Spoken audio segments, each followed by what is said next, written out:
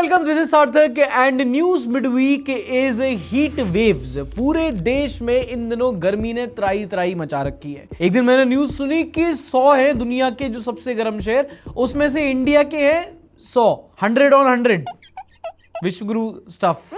और टॉप 100 तो छोड़ो, वर्ल्ड की top 10 hottest cities any day हमारे देश की ही हैं। हीटवेव्स का कहर इतना बढ़ गया है कि इंडियन मीटरोलॉजिकल डिपार्टमेंट IMD ने गाइडलाइंस जारी की हैं और कहा है कि दोपहर 12 से लेकर 4 बजे के बीच अगर हो सके तो घर के बाहर ना निकलो, लू लपट चल रही है। अब अगर तुम सोच रहे हो इसमें कौन सी बड़ी बात है, अप्रैल मई में तो गर्मी उतनी होती है, तो इस बार गर्मी ज्यादा पड़ेगी because of the concept called El Nino. अब होता क्या है, तुमने ज्योग्राफी में पढ़ा होगा, वो समुद्र में होता है ना, हॉट एयर राइजेस अप, फिर कूल विंड्स आती हैं और फिर उसकी वजह से बारिश होती है। पर गर्मी में ये जो एयर करंट्स होते हैं ये डिस्टर्ब हो जाते हैं, जो ईस्टर्ली विंड्स होती हैं वो कमजोर हो जाती हैं, तो बेसिकली दुनिया भर के वेदर पैटर्न चेंज हो जाते हैं। और जब इतनी गर्मी चल रही है तो लोग भी परेशान हैं। AC companies must be having their IPL season. भाई इस टाइम पे ACs are selling like hot cakes. The irony. Meanwhile chai lover at 3 PM छोटू सा कटिंग लगा। मैंने जीवन में नो कहना सीखा ही नहीं, चाय को बाउंड्रीज ही नहीं है मेरी। Can't remember what are PM said about climate change. वो तो जी उम्र जैसे हमारा बढ़ता है ना तो क्लाइमेट चेंज ज्यादा लड़ता है। ये क्लाइमेट चेंज नहीं हुआ है, हम चेंज हो गए। अब की बार 50 पार, इस बार तो 60 हो जाएगा मालिक। अखंड भारत का सपना पूरा होते हुए अखंड भारत आएगा, ऐसा आएगा अपन को नहीं पता था। टीवी में जो चैनल खोलो बता रहा है इंडिया में बहुत भारी गर्मी हो रखी है। और उससे भी बुरी बात, ऐड खोलो तो कोई भी आइकॉनिक गर्मी का ऐड नहीं है। बताओ इस बार पता हमारे टाइम पे हुआ था एक वो डर्मी कूल का ऐड आया करता था, चुभती जलती गर्मी का मौसम आया, मौसम ठंडे ठंडे डर्मी कूल का। एक वो सूरज जो चूसता था, कौन सा ग्लूकॉन डी का ऐड होता था, ऐसा बच्चा खेल रहा है सूरज स्ट्रॉ लगा के चूस लेता था। आइकॉनिक एड्स नहीं है ऑन द सेंस, मतलब अगर कोई आइकॉनिक एड्स नहीं होंगे हमें कैसे पता चलेगा गर्मी से कैसे बचना है? वो तो फिर हमें ज्योतिरादित्य सिंधिया से सुनना पड़ेगा ना। इस हफ्ते हमारे यूनियन मिनिस्टर ज्योतिरादित्य सिंधिया ये खड़े थे एक रैली में, स्पीच दे रहे थे और बोल रहे थे कि जो गर्मी चल रही है ना इतनी, मैं तो अपनी AC गाड़ी में भी AC यूज नहीं करता ना, मेरी गाड़ी में एयर कंडीशन चलती। फॉर्च्यूनर में 800 वाला माहौल, घर पे भी नहीं लगाता। जब लोग मुझसे पूछते हैं कि मई जून के माह में भी 51 डिग्री की गर्मी में, मैं कहता हूं कि ये चंबल की चमड़ी है। जून के माह में 51 डिग्री भी होगा तो सिर के ऊपर पट्टा लगाओ, पॉकेट में प्याज डालो। कहते हैं कि प्याज जेब में रखो, गर्मी तुम्हारा कुछ नहीं कर पाएगी। और भाई की डेडिकेशन देखो, मैं रख के घूम रहा हूं कि तुम्हें बता सकूं कि ये जेब में नहीं थाली में ही अच्छी लगती है। मैं थोड़ा जवान दिखता हूं पर मेरी आत्मा बड़ी बूढ़ी है। संचार मंत्री प्याज लेके घूम रहे हैं। तो सर मेरे लिए तो उतना काम नहीं किया है। ऐसा करते हैं कि मैं 5-10 किलो प्याज आपके घर पे पहुंचा देता हूं, आप 1-1.5 टन का AC मेरे यहाँ पहुंचा दो, ठीक है? इस सज्जन को क्या तकलीफ है भाई? Hope all ACs are remove from your parties office. Wakanda forever. अरे यार वो अलग ही लेवल का कांडा था, एयर कंडीशनर, ठीक है। मान्यवर देश में गर्मी बढ़ती जा रही है और आम आदमी इससे बहुत त्रस्त है। तो आम इंसान को मिलता क्या? इसलिए मैं सदन से दरख्वास्त करूंगा कि हर वो परिवार जिसके घर में AC की सुविधा नहीं है उसे सरकार की तरफ से 2-2 किलो प्याज की थैलियां मुहैया कराई जाएं। ये मैं सदन में बिल पास करना चाहता हूं। नो। और तुमने सुना होगा, मैं कई बार कहता हूं the joke is on us, क्योंकि कोई आम आदमी, कोई इंटरनेट का इन्फ्लुएंसर, कोई बाबा बूबा ये सब बातें बोले तो समझ में आता है, उनको चाहिए सेंसेशनलिज्म, क्लिक्स। ये व्यक्ति एक यूनियन मिनिस्टर है, एक सरकार में मंत्री है। सरकार वो उस संविधान पर चलती है जो संविधान कहता है कि लोगों में साइंटिफिक टेम्पर होना चाहिए। अगर आप उस एंगल से देखोगे तो ये देश विरोधी बात कह दी है, इज एंटी नेशनल। वो एजुकेशन मिनिस्टर है, वो कह रहा है मैं महाकाल स्टैंडर्ड टाइम चाहिए। टेली कम्युनिकेशन मिनिस्टर कह रहा है प्याज लेके चलो। अबे प्याज लेके क्यों? ऐसा करते हैं ना, सर पे पुदीना उगा लेते हैं हम लोग, यहाँ धनिया की खेती हो जाएगी, यहाँ प्याज उग जाएगा। फूल की पार्टी के आलम में आदमी भी चलता फिरता बगीचा क्यों ना लगे। अच्छा, गर्मी बढ़ रही है, इसको हम एक हद तक कंट्रोल नहीं कर सकते, हम एल नीनो कंट्रोल नहीं कर सकते, हम global warming, climate change control नहीं कर सकते, मान लिया। पर जमीन पे हम उसे कितना ठंडा रख सकते हैं, हम इसे तो कंट्रोल कर सकते थे। हर स्कूल की हर किताब में एक चीज लिखी है कि अगर आपको गर्मी को कंट्रोल करना है तो आपको सतह पे पेड़ ज्यादा लगाने पड़ेंगे, आपको ट्री कवर बढ़ाना पड़ेगा, आपको ग्रीन कवर बढ़ाना पड़ेगा। हमारे यहाँ इंफ्रास्ट्रक्चर के नाम पे सिर्फ बिल्डिंगें बनती हैं, इकोसिस्टम नहीं। एक एग्जांपल देता हूं राजस्थान का। राजस्थान के फॉरेस्ट डिपार्टमेंट का एक 100 करोड़ रुपए का प्लांटेशन प्रोजेक्ट था। मतलब 100 करोड़ रुपए लेके जगह एरियाज मार्क कर रखे थे, वहां पे प्लांटेशन करनी थी, ग्रीन कवर बढ़ाना था। कुल मिला के 250 साइट्स सिलेक्ट की गई और 250 साइट्स में से ज्यादातर पे तो सबस्टैंडर्ड काम हुआ। लगभग 50 ऐसी थी जहां पे गड्ढा भी नहीं खोदा गया। और 100 करोड़ में हरे पेड़ कितने लगे ये तो पता नहीं, लेकिन हरी पत्तियां सबकी जेब में चली गई। पेड़ों के नाम पे स्कैम किया गया है। सैनिक कीर्ति 3 बोलती है, लोग खुद भी नहीं लगाते, सब कुछ गवर्नमेंट करेगी तो ही होगा सब। रहना हमें भी है। अगर हर फैमिली से 2-3 प्लांट लगाएं तो भी बहुत सारे हो जाएंगे। ऐसे ही लोग हैं जो प्याज लेके घूमते हैं जेब में। पॉकेट में प्याज ले जाओ, कुछ नहीं होने वाला तुमको। सब कुछ हमें ही करना है। ये जो कुछ लोग आ जाते हैं ना जिनको लगता है कि नहीं सरकार क्या कर लेगी, करना सब कुछ जनता को है, तो टैक्स भी आपस ही में बांट लेते हैं ना। मैडम तुम थोड़ा सा अपना टैक्स दे दोगी क्या? हमें जो जीएसटी तुम्हारा कटता है टीडीएस सैलरी से, जो वो पीपीए, वो हमको दे दो। जब तुम्हें अकाउंटेबिलिटी नहीं मांगनी होती तो सरकार को क्यों पैसे देती हो यार? उस 100 करोड़ में से कम 100 रुपए तो मेरा भी होगा ना। विश्वगुरु बाद में बनेंगे, पहले तंदूर बन जाए हम सबका। अरे बेटे, और ये इकलौता ऐसा एग्जाम्पल नहीं है। हमारे देश में गवर्नेंस ने बिल्कुल ध्यान नहीं दिया है ट्री कवर पे। अगर आप पेपर पे देखोगे तो देश का जो ओवरऑल फॉरेस्ट कवर है वो बढ़ रहा है। पर क्यों बढ़ रहा है? क्योंकि कुछ टाइम पहले इन्होंने फॉरेस्ट की डेफिनेशन चेंज कर दी थी। पहले फॉरेस्ट होता था कि इकोसिस्टम, जहां पे पेड़ हैं, पौधे हैं, जानवर है, फ्लोरा है, फौना है, एक इकोसिस्टम को जंगल माना जाता था। इन लोगों ने रिसेंटली चेंजेस किए कि कहीं पे अगर छोटे मोटे पौधे भी लगे तो उसको हम फॉरेस्ट मान लेंगे। हम ऑर्चर्ड्स को, फ्रूट ट्री प्लांटेशन को, किसी के यहाँ छोटा सा बगीचा भी हो उसको हम फॉरेस्ट कवर मान लेंगे। हम फॉरेस्ट कवर किसको नहीं मानेंगे? डीम्ड फॉरेस्ट को। अरावली को साबित करो कि वो जंगल नहीं है। ये चल रहा है। तो क्या होगा भाई? टेम्परेचर तो बढ़ेगा ही ना। जबकि क्लियर होता है कि भाई बाहर जहां पे 48 डिग्री टेम्परेचर है, तुम 2 पेड़ के नीचे बैठ जाओ, इंस्टेंटली कम से कम 5 डिग्री कूल होता है वो। वरना बाहर अगर 50 होता है तो किसी पेड़ के नीचे 40 के करीब हो रहा होता। इतना आसान है। आपने इतना डेवलप किया, जगह जगह बस पेड़ लगा देते। पेड़ लगाते आदमी जो धूप से परेशान है उसके पास छाया में जाने को कहीं होता। अभी शहर के शहर कंक्रीट के जंगल बन चुके हैं। एक की बिल्डिंग पे जो कांच लगे हैं उससे धूप रिफ्लेक्ट करके दूसरे की बैल्कनी में जा रही है। बस ये हो रहा है डेवलपमेंट के नाम पर। इस हफ्ते इंटरनेट पर एक झकझोर देने वाली वीडियो थी। ये एक ऐसा शब्द है झकझोर देना, मैंने न्यूज चैनल पे सुना था। मैंने इस वीडियो के पहले शायद उसका अच्छे से मतलब नहीं जाना था। जिसने वीडियो ये देखी है वो चौंक गया है। वीडियो है उड़ीसा के क्योंझार की। यहाँ पर ये एक व्यक्ति हैं जिनकी बहन 2 महीने पहले एक्सपायर कर गई थी। उनकी बहन के नाम पे एक बैंक अकाउंट था और बैंक अकाउंट में लगभग 20,000 रुपए जमा थे। तो ये बैंक ब्रांच में जाते हैं, वो कहते हैं कि मेरी बहन जो है वो 2 महीने पहले एक्सपायर कर गई है, आप उनके नाम पे जो पैसे हैं वो मेरे को दे दीजिए। बैंक वालों की भी अपनी गलती नहीं थी, वो प्रोटोकॉल फॉलो कर रहे थे कि अगर कोई मर गया है तो आप पहले साबित करो कि आप उनके रिलेटिव हो या उनका डेथ सर्टिफिकेट लेके आओ। अभी उड़ीसा का क्योंझार का पिछड़ा इलाका, अनपढ़ आदमी, उसको क्या पता कि मृत्यु प्रमाण पत्र कहाँ से बनवाते हैं, कौन से बाबू के पास जाते हैं, कौन से डॉक्यूमेंट्स लगते हैं। तो ये बैंक के पास ही वापस जाता रहा। हमको चाहिए 20,000 रुपए हमारी बहन के नाम पे जमा है, और बैंक वाले वही कि डेथ सर्टिफिकेट लेके आओ, साबित करो। एक दिन ये परेशान हो गया, जाता है अपनी बहन की कब्र खोदता है और उसके 2 महीने पुराना कंकाल लेके बैंक के पास पहुंच जाता है कि ये लो, ये रहा सबूत। और वही किसी ने वीडियो में कैप्चर कर लिया। मेरी बोलते तुम्हारी सुन के फट गई होगी। तुम सोचो जिसने देखा होगा उसका क्या हाल हुआ होगा। बाद में जब ये वीडियो वायरल होती है तो डिस्ट्रिक्ट कलेक्टर वहां का फिर उसका संज्ञान लेते हैं, उसको फास्ट ट्रैक करते हैं इनके एप्लीकेशन को, और 20,000 रुपए इनको रिलीज कराते हैं। रेड क्रॉस वाले भी 20,000 रुपए डोनेट करते हैं। जतिन गुप्ता बोलते हैं he could have just shown a death certificate and other document। Jatin Gupta भाई जरा अपनी जेब में प्याज डाल के थोड़ा सा अपने एसी कमरे से बाहर निकलो। सब नहीं बनवा पाते भाई ये दस्तावेज, सबके लिए उतना आसान नहीं होता। सब पढ़े लिखे नहीं है, सबके पास नहीं है रिसोर्सेस। सिंपैथी नहीं तो एम्पैथी तो रख सकते हो। India lags behind in our happiness index largely because of inefficient, incompetent and rude public service officials। यहाँ पे अगेन मैं बैंक वालों की साइड इसलिए ले रहा हूँ क्योंकि उनके भी अपने प्रोटोकॉल होते हैं। आई एम नॉट श्योर, चाहे तो बैंक मैनेजर इन रेयर सर्कमस्टांसेस दे सकता है, लेकिन अगर तुम कहो कि कोई बैंक का एक क्लर्क है तो वो अपने मन से पैसे ट्रांसफर नहीं कर सकता। ये हमारा सिस्टम का कंकाल है और ढोने वाले हम। लाइन तो देखो जरा।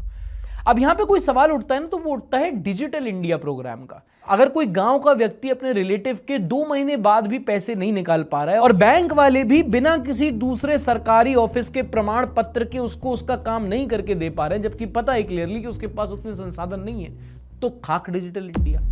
और ये जब ऐसी वीडियोस वायरल होती है ना, तो पूरे देश की बेइज्जती होती है।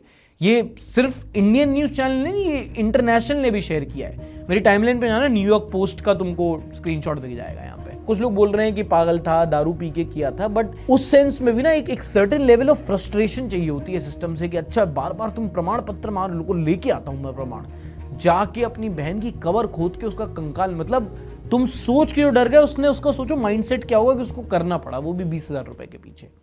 क्या पता उसकी डिस्परेशन इतनी हो पैसे की। Okay, next news, Kejriwal is the new Gandhi. टकला होकर डंडी पकड़ के सीपी पे नहीं घूमने वाले हैं, बट इन्होंने गांधी जी की तरह एक सत्याग्रह शुरू किया है। आपको कॉन्टेक्स्ट बता देता हूं, एक्साइज ड्यूटी केस में केजरीवाल की कोर्ट में सुनवाई चल रही है, और इस केस की जो सुनवाई कर रही है वो है जज स्वर्णकांता शर्मा। और केजरीवाल ने यह आरोप हमेशा से लगाया है कि आरएसएस और आरएसएस एफिलिएटेड बॉडीज के जो इवेंट्स हैं उसमें जज स्वर्णकांता शर्मा शामिल रही हैं, और इसके अलावा इनके जो दोनों बेटे हैं वो गवर्नमेंट की पैनल में हैं। वो सॉलिसिटर जनरल, जो मतलब सरकार का लॉयर होता है, वो उसके अंडर काम करते हैं। इनफैक्ट सॉलिसिटर जनरल ने स्वर्णकांता के बच्चों को 5,000 केसेस मुहैया कराए हैं। तो केजरीवाल ने कहा है कि भैया, एक तो आप सरकार के एफिलिएटेड बॉडी के इवेंट्स में जा रही है और आपके बच्चे सरकारी लॉयर हैं, तो मुझे लगता है कि मेरे केस में आप अनबायस्ड नहीं रहोगी। एंड यूजुअली जब भी ऐसा कोई कॉन्फ्लिक्ट आता है, जब जज पे उंगली उठाई जाती है, तो देखा गया है कि जज खुद ही उस केस को छोड़ देते हैं कि लोगों को लगेगा कि भाई हम तो बायस्ड हो सकते हैं। तो यहां पे जज साहिबा भी अड़ गई कि नहीं नहीं, तुम्हारा केस तो मैं ही सुनूंगी। बेल मांग रहे थे ना, तो मांग के दिखाओ। तो केजरीवाल ने अभी सत्याग्रह मेथड अपनाया है। एक टाइम था जब गांधी जी को सेडिशन के लिए अंग्रेज सजा देना चाहते थे, तो उन्होंने कहा कि नहीं नहीं, आप हमें कम सजा मत दो, जितनी हो सकती है उतनी दो। मतलब उन्होंने फुल मान लिया था कि जो जस्टिस सिस्टम है वो अंग्रेजों की जस्टिस है, हमारे खिलाफ है, और आपको जो करना चाहो हम आपका जस्टिस सिस्टम नहीं मानेंगे। ऐसे केजरीवाल ने किया है कि उन्होंने ऑफिशियली कहा है कि इस केस की हियरिंग में ना मैं जाऊंगा ना अपने वकील को भेजूंगा, जो भी सजा देना चाहे आप मुझे दे सकते हैं। मतलब अनऑफिशियली जो करना है कर लो। सबको गांधी के सामने झुकना पड़ता है, अंग्रेज हो या थगेश। कल केजरीवाल आएंगे ना उसके थगेश शो पे। आई एम श्योर स्वर्णकांता और Khanna ji will do the justice, if not Trivedi ji will definitely do. सही कहता है वो Kunal Kamra. Brahman money arbitration centre. Swarnakanta Sharma, Khanna ji, Trivedi ji, ऐसा लगता है मठाधीशों के व्हाट्सएप ग्रुप में आ गए हो। दिस मीन्स अ मुस्लिम जज can't be neutral to Hindus because he goes to mosque. मंदिर होगा ना उसका, तो आरएसएस का कार्यक्रम मंदिर थोड़ी। अबे गधे, इस्कॉन मंदिर देखा है तुमने? हाँ, वहां के ऑडिटोरियम में एमएलएम की इवेंट्स भी होते हैं। तो इसका मतलब ये थोड़ी कि कृष्ण जी इन्वॉल्व हैं। 26 में डायमंड बन के आऊंगा। फांसी दे दो बेचारे को, मुक्ति दे दो, इतना टॉर्चर करने से अच्छा। रियल आईडी से और राघव चड्डा। अच्छा, यहाँ पे बताने वाली बात जरूर है कि एक टाइम पे केजरीवाल ना बीजेपी के लीडर्स को इस बात पे क्रिटिसाइज किया करते थे कि वो बोल रहे हैं कि जज बायस होंगे, वो जज बदलना चाह रहे हैं, और आज ये खुद बदलना चाह रहे हैं जज को। Politics comes full circle. Okay, time for one of the biggest updates है। सेंसस 2027 शुरू हो चुका है। 2011 के बाद देश में पहली बार जनगणना होने जा रही है, और इस बार सेंसस डिजिटल तरीके से भी होगा। मतलब आप सेल्फ इन्यूमरेशन कर सकते हैं, आप खुद चाहे तो बता सकते हैं मैं ये व्यक्ति हूं, यहाँ रहता हूं। जियो इमेजिंग यूज होगी, और सरकार के अधिकारी होंगे जो अब घर घर जाके लोगों से पूछेंगे तो क्या आपकी शादी हो गई? नहीं। आपके कितने बच्चे हैं? बेशरम। और अगर आप थोड़ी भी न्यूज फॉलो करते हैं तो आपको पता होगा कि 1931 के बाद पहली बार कास्ट सेंसस भी होगा। मतलब पहले SC ST नहीं, अब अदर बैकवर्ड कास्ट का भी वो डेटा लेंगे। पूछेंगे कि घर में कितने लोग हैं, कमाने वाला कौन है, बच्चे कितने हैं, स्कूल जाते हैं कि नहीं। जितना डेटा हो सकता है सरकार को वो उससे कलेक्ट करेंगे। अब यहाँ पे समझने वाली बात यह है कि लोगों को सेंसस की इंपॉर्टेंस उतनी नहीं पता कि एक जनगणना देश के लिए कितना जरूरी होता है। सिर्फ कितने लोग कहां रहते हैं वो फर्क नहीं पड़ता, आपको बहुत सारी और चीजें होती हैं जो उस डेटा से मिल जाती हैं। माइग्रेशन पैटर्न क्या है, वहां का स्टैंडर्ड ऑफ लिविंग क्या है, वहां के इनकम सोर्सेस क्या है, वहां पे जेंडर रेशियो क्या है। मतलब ऐसे हजारों आंकड़े मिल जाते हैं जिसके बेसिस पे, जिस डेटा के बेसिस पे सरकार में पॉलिसीज बनाई जा सकती है। उनके बेसिस पे नियम कानून बनाए जा सकते हैं, उनके बेसिस पे राशन पानी भत्ता कैसा कहां दिया जाना है, कितने टाइम तक दिया जाना है। सेंसस वो कलम होती है, वो पेंसिल होती है जिससे सरकार की पॉलिसीज ड्रॉ की जाती हैं, और इससे ब्यूटीफुल तरीके से मैंने आज तक मुझे नहीं लगता कोई चीज समझा ही होगी। क्या बात है सर, क्या बात है सर। एक और कंट्रोवर्सी होती है इन्फ्लुएंसर केशव बेदी को लेकर। इंस्टाग्राम पे प्योर इकोनॉमिक्स करके इनका पेज है, आप चाहो तो वीडियोस देख सकते हो। जो ऑनलाइन कुछ कोई बोल देता है, कोई फैक्चुअली गलत होता है तो उसको फैक्ट चेक करके वीडियोस बनाते हैं, बहुत बेबाक तरीके से बोलते हैं। टू बी ऑनेस्ट मुझे भी उनके बोलने का तरीका उतना अच्छा नहीं लगता, पर बोलने का अधिकार तो है। तो फिर टीसीएस का केस हुआ था, उस पर वीडियोस बनाई थी, कई सारे इन्फ्लुएंसर जो फेक न्यूज फैला रहे थे उनको फैक्ट चेक किया था। उसके बाद क्या होता है कि ये व्यक्ति, अब अगर तुम इंटरनेट पे 4-5 घंटे का तुम्हारा स्क्रीन टाइम है तो इनकी वीडियोस भी तुमने देखी होंगी। पहले ही बता दे रहा हूं, पूरा का पूरा हिंदू मुस्लिम वीडियो है, तो जिनकी भी फटती हो दूर हो जाना। ये ऑपोजिट साइड्स हैं कि किसने हिंदू धर्म के खिलाफ क्या बोल दिया, इसको ये कर देंगे, इसको वो कर। भाषा के मामले में मैं बात नहीं करूंगा, तुम खुद ही सुन लो। तेरी जो इकोनॉमिक्स है ना, तेरे डाल दूंगा। ठीक है, तू हर किसी को कमजोर समझ रहा है क्या? मेरे बारे में भी बहुत रोस्टिंग पोस्टिंग वीडियो बनाते हैं लोग, ये करते हैं। हम तो जिहादी आतंकवादी और ये साले जो पहलगाम में अटैक किए और ये जैसे मोहम्मद अल कायदा वालों ने लिस्ट जारी किया, तू भी हमारी लिस्ट जारी कर दे कि तू हमारा कुछ बिगाड़ लेगा। ये जो तुम्हारी लॉबी बनी हुई है ना, जिस दिन हत्ते चढ़ गए ना, तुम वीडियो बनाना स्टार्ट कर, नंगा करके वीडियो मारते हुए रखेंगे कि तुम साले सोशल मीडिया से गायब हो जाओगे। लोड़े खुल्ला में मार देंगे, खुल्ला में मार देंगे। ये तो वैसे ही हुआ ना, सर तन से जुदा, गुस्ताख रसूल की एक ही सजा, सर तन से जुदा। कट्टरपंथ मुसलमान यही बोलते हैं ना, तो उन्हीं के खिलाफ लड़ने को बोल रहे हो आप, लेकिन उन्हीं की जैसे बोल रहे हो। तो किस धर्म के खिलाफ लड़ रहे हो और किस धर्म के लिए? ये कुछ सवाल पूछो अपने आप से जरा। ठीक है, आप लोगों से डिसएग्री करो, ऑनलाइन आके गाली दे दो, पर आप किसी को ऑनलाइन आके जान से मारने की धमकी नहीं दे सकते। ये कानून के खिलाफ है। सेक्शन 351, सेक्शन 352 ऑफ बीएनएस अगर किसी और देश में होता तो अब तक भाई साहब जेल में थे। उसने मेरे को मारने की धमकी दी। वो बंदा अपनी वीडियो में बोल रहा है तू आ जा इस थाने में, यहाँ आ जा वहां जा। तो मैंने कहा चलो ऑनलाइन का प्रयोग करते हैं, आजकल ब्लिंकिट ज़ेप्टो का जमाना है। तो मैंने एक ऐप इंस्टॉल करा यूपी कॉप का, और मैंने रजिस्टर कर दी EFIR। तो केशव बेदी ने यहाँ पे यूपी पुलिस को टैग किया कि इन धाराओं के अंदर मुझे जान से मारने की धमकी दी जा रही है, आप इसको क्यों नहीं रोक रहे कि आपके संरक्षण में हो रही है। उसकी ऑनलाइन FIR रिजेक्ट कर दी कि नहीं भैया, थाने में आके आप FIR करो। फिर 2 दिन बाद जब ध्रुव राठी वगैरह ने सबने शेयर करी इसके ऊपर और ये थोड़ा मामला गर्म हुआ, तब गाजियाबाद पुलिस का रिप्लाई आया कि अपने जो नजदीकी थाना है वहां पर जाकर कंप्लेंट रजिस्टर कराए। तो मैंने पब्लिक कर दिया। मैंने कहा देखो सर, डाल तो मैंने पहले से ही रखी है कंप्लेंट, ये EFIR की कॉपी, ये देख लो आप। उसके नेक्स्ट डे सुबह मेरे को मेल आया था कि आपकी EFIR हमने रिजेक्ट कर दी है। फिर क्या फायदा EFIR का भैया, कि भाई हम लोग ऐसा आम जनता देख रहे हैं कि करें या फिर थाने में आके ही सब कुछ होगा। अगर थाने में ही आके सब कुछ होना है तो वो EFIR का ढकोसला मत करो प्लीज। तो मैं थक हार के चला ही गया नजदीकी थाने में और मैंने कंप्लेंट रजिस्टर करानी स्टार्ट करी। तो उन्होंने कहा ऐसे नहीं होती FIR, पहले जांच होती है इसके ऊपर। तो वीडियो दिखा देते, धमकी मिली है। मैंने दिखाया, मैंने सुनाया उनको। Even they were appalled by it. उनकी बेसिक सेंस था कि भाई तुमने भी तो कुछ बोला होगा तभी इन्होंने पलट के बोला। मैंने कहा तो कोई परिचय नहीं है यार इनसे। और कह रहे कि आपके पास ही जब आप आ रखे हो यहाँ पर, आपने EFIR क्यों कराई? मैंने कहा सर EFIR कराई किस मतलब है, किस लिए करने के लिए तो है ना। तो एक ऑफिशियल ने तो बोला वो छोटे मोटे अपराधों के लिए होती है, तो वो इसलिए बना रखा है जैसे चोरी वगैरह हो गई। दूसरे ऑफिशियल ने बोला कि मे बी आपने जिस फॉन्ट में लिखा इसलिए आपने पकड़ा नहीं होगा। आपका काम होता है पुलिसिंग करना, एक ऐसा माहौल बनाना कि कोई किसी को जान से मारने की धमकी ना दे पाए। और धमकी दे दी किसी ने, कोई आके आपको बता रहा है कि ऐसा हो गया, आप कह रहे हो कि नहीं तुम तो 2 दिन बाद आ रहे हो। इसी को कहते हैं कानून संरक्षण, अंग्रेजी में स्टेट स्पॉन्सर्ड।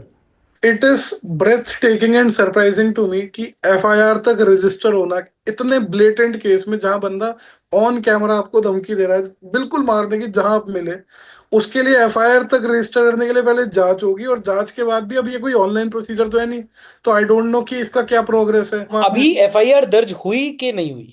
नहीं हुई है अभी तक। और इतना सबूत होने के बाद भी अगर आप अपनी बेसिक ड्यूटी नहीं कर रहे तो 2 ही चीजें हो सकती हैं, या तो आप उनसे मिले हुए हो या आप उनसे डरे हुए हो। अच्छा, इस केस में आपका क्या कहना है? आपको क्या लगता है कि पुलिस को एक्ट करना चाहिए या नहीं? जो जैसा चल रहा है चलने दो, पुलिस का काम तो,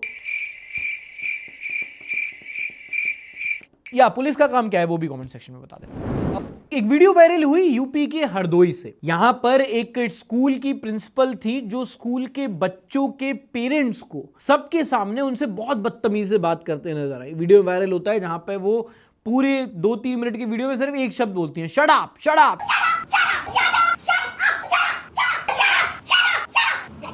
एक टेप रिकॉर्डर नहीं फंस जाता, शट अप, इनको बाहर निकालिए, इनके बच्चों को ऐसे कीजिए। लोगों ने बोला कि भाई क्या कर दिया। पता चला कि इनके जो पेरेंट्स थे उन्होंने टेक्स्ट बुक नहीं ली थी वहां से जहां से ये स्कूल की प्रिंसिपल मैडम चाहती थी। अब होता क्या है कि जो स्कूल के यूनिफॉर्म होते हैं, जो वहां का करिकुलम होता है, टेक्स्ट बुक होती है, ये एक स्पेसिफिक दुकान से खरीदने को बोलते हैं क्योंकि इनका एक कमीशन होता है जो उससे बंधा हुआ होता है। अगर आप दूसरे से कहीं से वो किताब ले लोगे, वो उनका पूरा कोर्स ले लोगे तो उनको कमीशन नहीं मिलेगा। इन्होंने नहीं ली होगी तो इस प्रिंसिपल साहिबा उनसे बदतमीजी से बात करने लगी। तो जब ज्यादा हुआ तो प्रिंसिपल साहिबा अपना वर्जन लेके आई, कह रही है कि उस दिन स्कूल में वैक्सीनेशन थी, मैं बच्चों को देख रही थी और ये जाके परेशान कर रहे थे, 3-3 घंटे से मेरे पीछे लगे हुए थे कि स्कूल की फीस कम कर दो, फीस कम कर दो।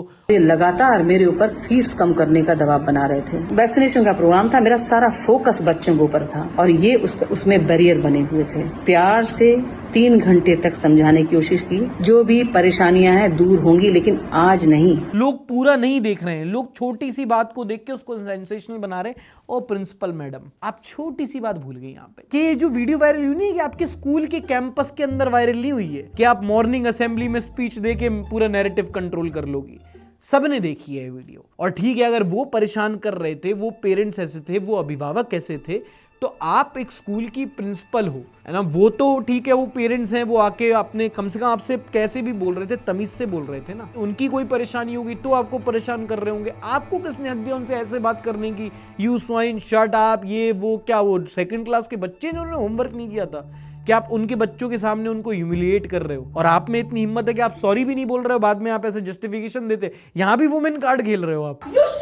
प्रॉब्लम ये नहीं कि आपने उनको जवाब दिया, आपने जिस लहजे से जवाब दिया आप एज ए स्कूल प्रिंसिपल नहीं दे सकती। नॉन वेज वेज खा सकता है, वेजिटेरियन नॉन वेज खाएगा, उल्टी ही करेगा यार। और बाद में वीडियो बना के जो गैसलाइट कर रही है लोगों को, कम से कम उसमें एक माफी आ जाती ना तो लोगों को अच्छा लगता थोड़ा। नहीं सुनूंगी, नहीं सुनूंगी, नहीं सुनूंगी। कभी कभी ऐसा होता है ना कि एक ऐसी न्यूज फैल जाती है जो सब लोग बिना वेरीफाई करके मान लेते हैं और वो एक धारणा बन जाती है, चाहे उसमें कोई तुक तर्क ना हो, पर उसकी रिलेटेबिलिटी इतनी होती है कि लोग बस उसको मान लेते हैं। ऐसी खबर वायरल होती है मुंबई से, जहां पर 4 लोगों का एक परिवार रात को बिरयानी और तरबूज खा के सोता है। सुबह उनको फूड पॉइजनिंग होती है, अस्पताल में भर्ती होती है और चारों की मौत हो जाती है, पूरी फैमिली खत्म। और ये न्यूज पूरे देश भर में आग की तरह फैली।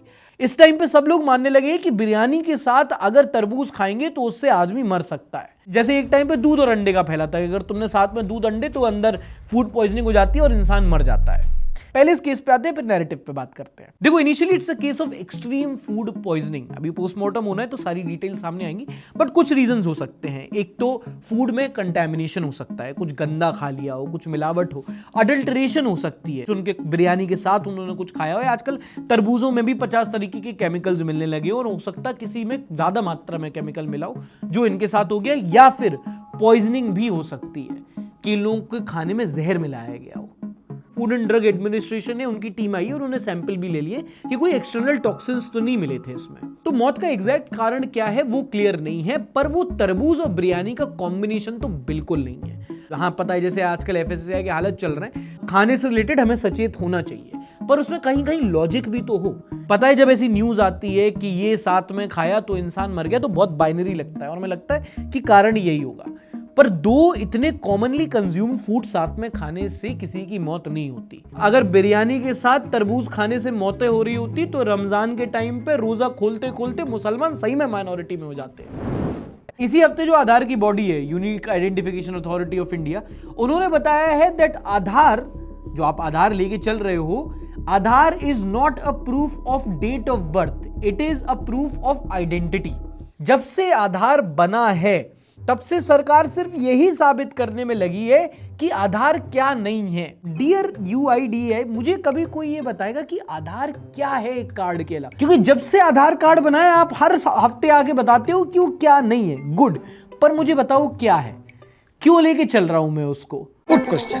क्योंकि मुझे याद है जब हम लोग लाइनों में लगे हुए थे, जब तुमने भूत जैसी फोटो खींच के आधार कार्ड पे लगा दी थी हमारी, तब हमको यही बताया गया था कि अरे अब तुमको ना पैन कार्ड, राशन कार्ड सब लेने की जरूरत नहीं है, एक आधार कार्ड लगेगा, उसी से सारे काम हो जाएंगे। और आज भी आधार हर जगह लगता है। 10th की प्रोविजनल मार्कशीट चाहिए, आधार कार्ड चाहिए। तुम्हें TC कटवानी हो, आधार कार्ड चाहिए। तुम्हें पासपोर्ट बनवाना है, आधार कार्ड चाहिए। बैंक अकाउंट खुलवाना है आधार कार्ड चाहिए, सिम कार्ड चाहिए, आधार कार्ड चाहिए। आधार कार्ड हर चीज में ले रहे हो, लेकिन आधार कार्ड मान भी किसी चीज में नहीं रहे हो। It is not a proof of my residence, it is not a proof of my birth or my date of birth, it is not a proof of my citizenship। कुछ चीज का प्रूफ नहीं है, किस चीज का? It is a proof of your identity। तो मालिक उसके लिए तो इंस्टाग्राम अकाउंट है ना मेरे पास, आधार कार्ड क्यों लेके चल रहा हूं मैं अपने साथ हर जगह, सिर्फ वो रूम बुक कराने के लिए?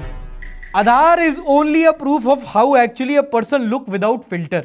अगर ऐसा है ना तो प्लीज वो बम्बल हिंज की आईडीज में ना एक आधार की फोटो भी मैंडेटरी होनी चाहिए। वैसे बाय द वे वेरिफिकेशन में उसके लिए भी लगता है। इसलिए तो कहते हैं दुनिया गोल है, लोगों को घुमाते रहो। सिटीजन भी लाइक, तो आधार किसका प्रूफ हुआ? गवर्नमेंट बस बोल दिया ना जरूरी है तो जरूरी है, बात बने ना बने। आधार का जन्म ओटीपी के लिए हुआ है। Aadhaar is only for getting biometric data. तो मेरे में और लाश में क्या अंतर है भाई? मैं सोच रहा था आधार को आलू से कंपेयर करूं कि हर चीज में डल जाता है यूज, किसी चीज में नहीं होता, बट नहीं, कम से कम आलू भी चीजों में फ्लेवर डालता है, आधार का क्या यूज है? ओके दोस्तों, this was the news mid week. Share करने से पहले लाइक करना मत भूलना, नहीं पसंद आया डिसलाइक भी कर सकते हो, कुछ मिस हो गया हो कमेंट सेक्शन में। पूरी कहानी लेके आपसे मिलेंगे संडे शो में, और उसे देखने के लिए सब्सक्राइब करना मत भूलना।